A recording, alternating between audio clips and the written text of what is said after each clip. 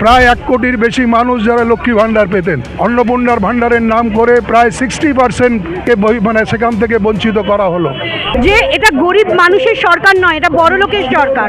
এরা গরিবকে আরো গরিব করতে চায়, বড় লোককে আরো বড়। কথার মধ্যে কাজের মিল নেই। মহিলাদের জন্য ফ্রি বাস অ্যানাউন্স করা হয়েছিল, গত 1 তারিখ থেকে তাও বন্ধ করে দেওয়া হলো। এমনকি নেতাজি সুভাষচন্দ্র বোসকে গুন্ডা আখ্যা দেওয়া হচ্ছে। মহাত্মা গান্ধীর নামে যে লেনগুলো আছে তার নাম পরিবর্তন করার চেষ্টা হচ্ছে। সুভাষচন্দ্র বসুর নামে যে সমস্ত রোডগুলো আছে তার নাম বদল করার চেষ্টা হচ্ছে। যে সরকার তো বড়লোকদের সরকার, ব্যবসাদারদের সরকার, আদানি আম্বানির সরকার। তো জনগণের পক্ষে কাজ করুক জনগণের সরকার।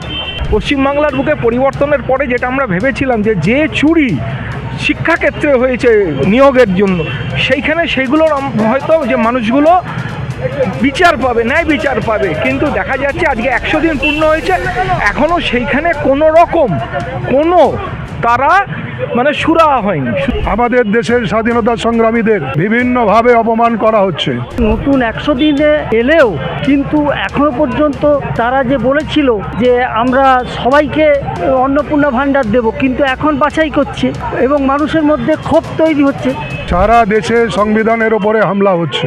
আমি এখন দাঁড়িয়ে রয়েছি শিয়ালদায়। AITUC সহ একাধিক সংগঠন তারা আজকে পথে নেমেছে। আপনারা দেখতে পাচ্ছেন সেই মিছিলে শুধুমাত্র এক সংগঠন নয়, বহু সংগঠন নেমেছে এবং একের পর এক তাদের দাবি রয়েছে সরকারের কাছে। সাধারণ মানুষের গণতান্ত্রিক, সাধারণ মানুষের যে সাংগঠনিক অধিকার রয়েছে সেই অধিকার নিয়ে একের পর এক দাবিগুলি রয়েছে, যেই দাবিগুলো পূরণের দাবির জন্যই তারা রাস্তায় নেমেছে। বিস্তারিত প্রতিবেদনে এক থেকে একাধিক দাবি রয়েছে সরকারের কাছে এবং অনেক দাবি আপনাদের বলছেন যে খর্ব করেছে সরকারের এখনো কিছু পূরণ করতে পারেনি। তো বর্তমান পরিস্থিতিতে দাঁড়িয়ে সরকারের কাছে আপনাদের কি দাবি রয়েছে? না, আমাদের দাবি পূরণ হয়েছে কে বললো? আমাদের তো তাহলে প্রথম দাবি হচ্ছে বিজেপি সরকারকে বাংলা থেকে, দেশ থেকে তাড়ানো। সেই দাবি তো পূরণ হয়নি। সরকারের কাছে তো আমরা কোনো দাবি জানাই না, কেননা জানি সরকার এই দাবি পূরণ করবে না। আমরা তো অভিন্ন দিওয়ান বিধি পাল্টাতে বলেছি, বন্ধ করতে বলেছি। আমরা তো NRC বন্ধ করতে বলেছিলাম, সরকার করেছিল। এটা বিজেপির ঘোষিত এজেন্ডা, বিজেপি তার ঘোষিত এজেন্ডায় চলছে। তারা যে ইশতেহারে যে কথা বলেছিল সংখ্যালঘুদের, প্রতিবাদীদের, এই দেশের ধর্মনিরপেক্ষতা, সংবিধান তাকে ধ্বংস করবে, সেই কাজ ওরা করছে। আর আমরা বামপন্থীরা বলেছিলাম আমরা যতদিন এই দেশের মাটিতে থাকবো আমরা একে বুক চিতিয়ে লড়বো, একে আটকাবো, রক্ষা করবো, সংবিধানকে বাঁচাবো, দেশের ধর্মনিরপেক্ষতাকে বাঁচাবো। রাস্তার লড়াইয়ে আমরা সেই লড়াই লড়ছি, ওরা ওদের কাজ করছে, আমরা আমাদের কাজ করছি। দাবি মানা না মানার ব্যাপার নয়, এসব তৃণমূল পার্টি নয়। এটা তৃণমূলের মতন যে বিজেপির কাছে অন্যায় আবদার করে ভালোবাসার লাড্ডু খাইয়ে নিজেদের জেলযাত্রা আটকানোর জন্য বিজেপির বি টিমে নাম লেখাবো। এটা লাল ঝান্ডা। কমিউনিস্ট পার্টি লড়তে জানে, বিজেপিকে বুঝে নিতে জানে। এতদিন তৃণমূল ছিল, বিজেপি সহজ মাটি ছিল, এখন লাল ঝান্ডার মাটি, বাংলার মাটিতে, রবীন্দ্র নজরুলের মাটিতে বিজেপির আগামী দিনের রাজনীতি এত সহজ হবে। সংবিধান বাঁচাও, দেশ বাঁচাও। সারা দেশে সংবিধানের ওপরে হামলা হচ্ছে। ভারতবর্ষের সরকার ধর্মের নামে মানুষকে বিভাজন করার চেষ্টা করছে। আর পশ্চিমবঙ্গের ডাবল ইঞ্জিনের সরকার তারা ইউনিফর্ম সিভিল কোড এনে আমাদের দেশের যে ঐতিহ্য, আমাদের দেশের যে সার্বভৌমত্ব, লিঙ্গ বৈষম্য তাকে নস্যাৎ করে এক দেশ, এক ভাষা, এক আইন প্রচলন করার একটা চেষ্টা চলছে। গুন্ডা দমন আইন নিয়ে এসে প্রতিবাদীদের কণ্ঠ বন্ধ করে দেওয়ার প্রচেষ্টা চলছে। আমাদের দেশের স্বাধীনতা সংগ্রামীদের বিভিন্নভাবে অপমান করা হচ্ছে। এমনকি নেতাজি সুভাষচন্দ্র বোসকে গুন্ডা আখ্যা দেওয়া হচ্ছে। মহাত্মা গান্ধীর নামে যে লেনগুলো আছে তার নাম পরিবর্তন করার চেষ্টা হচ্ছে। সুভাষচন্দ্র বসুর নামে যে সমস্ত রোডগুলো আছে তার নাম বদল করার চেষ্টা হচ্ছে। ফলে আমরা পশ্চিমবঙ্গের মানুষ আমাদের সংস্কৃতি, আমাদের সম্প্রীতি, বিভিন্ন ধর্মের মানুষ যেভাবে একসঙ্গে বসবাস করতাম তার মধ্যে বিভাজন এনে মানুষের মধ্যে একটা বিভেদ তৈরি করার চেষ্টা হচ্ছে। তার বিরুদ্ধে AITUC সহ সমস্ত গণসংগঠন, ছাত্র, যুব, শিক্ষক তারা ঐক্যবদ্ধ হয়ে আজকে আমরা প্রতিবাদে সামিল হয়েছি। আজকের প্রতিবাদ আমরা কলকাতার বুকে, এই প্রতিবাদের মাঝখান দিয়ে সরকারকে বলতে চাই আমাদের দেশের সম্প্রীতি, আমাদের দেশের সংস্কৃতি, আমাদের দেশের সার্বভৌমত্ব রক্ষা করুন, নইলে ভারতবর্ষের মানুষকে আমরা ঐক্যবদ্ধ করার জন্য, সারা রাজ্য জুড়ে সংগঠিত করার জন্য আমরা উদ্যোগ গ্রহণ করব।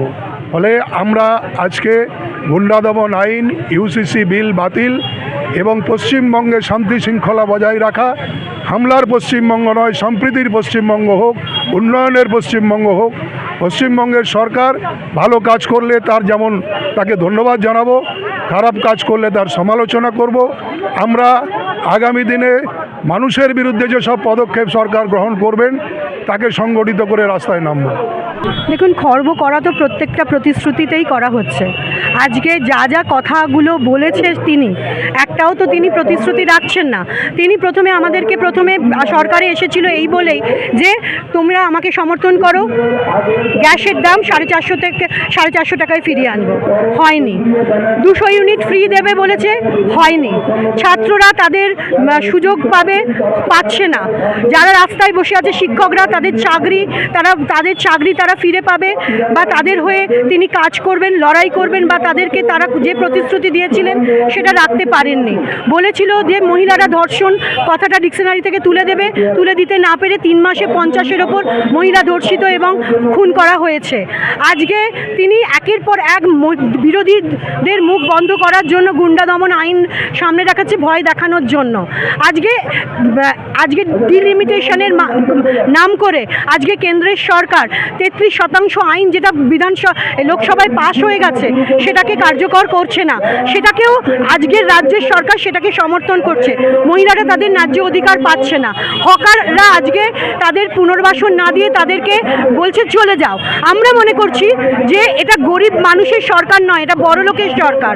এরা গরিবকে আরও গরিব করতে চায়, বড় লোককে আরও বড় লোক। তাই এই সরকার যে প্রতিশ্রুতি দিয়ে এসেছে 3 মাসে একের পর এক তাদের পদক্ষেপ, আমাদের মনে হয়েছে এটা সাধারণ গরিব, মেহনতি গরিব, মধ্যবিত্ত মানুষের পক্ষে এটা ঠিক নয় এই সরকারের কর্মসূচি। সুতরাং সংবিধান, তিনি বলছেন সংবিধান আমি মেনে চলছি, কিন্তু তিনি আইনের ফাঁক দেখিয়ে দিচ্ছেন আমাদেরকে, কিন্তু অ্যাকচুয়াল তিনি সংবিধানকে বুড়ো আঙুল দেখিয়েই কাজ করছেন। যে সরকার তো বড়লোকদের সরকার, ব্যবসায়ীদের সরকার, আদানি আম্বানির সরকার। তো জনগণের পক্ষে কাজ করুক জনগণের সরকার, গরিব মানুষের পক্ষে কাজ করুক, শোষিত মেহনতি মানুষের পক্ষে কাজ করুক, ছাত্র যুব মহিলাদের পক্ষে কাজ করুক, এবং সবথেকে বড় কথা সর্বোপরি দেশের সার্বভৌমত্ব, দেশের গণতন্ত্র, দেশের ধর্মনিরপেক্ষতা কোনোভাবেই বিপন্ন করা যায় না। এবং যখন ভারতবর্ষের ধর্মনিরপেক্ষতা বিপন্ন, গণতন্ত্র বিপন্ন, মানুষের বেঁচে থাকার অধিকার পর্যন্ত প্রতি পদে পদে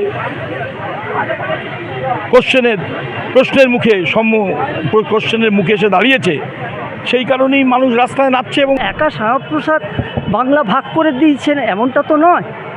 তখন কংগ্রেস এবং কমিউনিস্টরা সকলে এর সঙ্গে ছিল।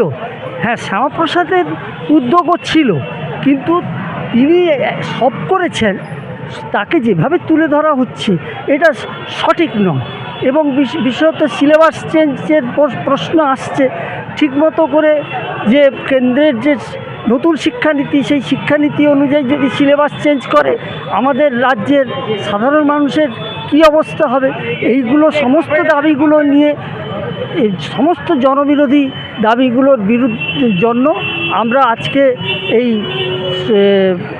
পদযাত্রায় অংশগ্রহণ করেছি।